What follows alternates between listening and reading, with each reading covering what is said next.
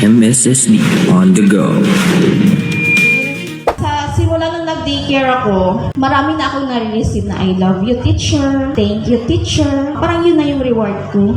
Para sa mga child development workers, ang pinakamalaking tagumpay ay hindi nasusukat sa mga parangal, kundi sa mga batang kanilang natutulungang matuto at umunlad. Kaya naman nagsama-sama ang 63 child development workers at SNP workers mula sa iba't ibang barangay ng Cotabato City sa Child Development Workers Summit noong June 24 bilang pagkilala sa kanilang dedikasyon sa serbisyo. Ako po ay isang proud daycare worker. Nakaka-proud siya kapag nakikita mo yung daycare child na tinuturuan mo noon is nagiging successful sa pag-aaral at nagiging successful sa mga endeavors niya sa buhay. Bahagi ng summit ang orientation sa honorarium guidelines, pagbabahagi ng best practices, testimonial sharing at workshop tungkol sa mga isyung kinakaharap sa pagpapatupad ng Early Childhood Care and Development o ECCD program. Kinilala rin ang mga workers na mahigit 15 taon nang naglilingkod. Isa sa kanila si Chaiti Asaw na may 38 years nang nasa serbisyo.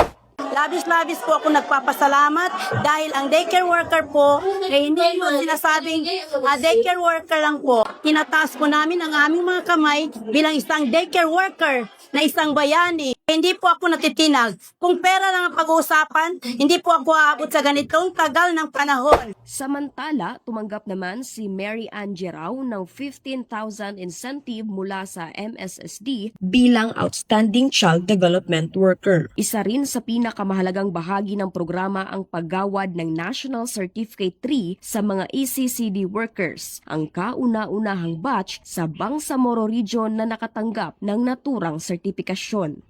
Bilang pagtatapos, nagkaroon ng kumikinang na selebrasyon kung saan rumampa, sumayaw, at nagbigay pugay sa kanilang sarili ang mga workers. Ako si Joanne Magbanwa para sa MSSB On The Go.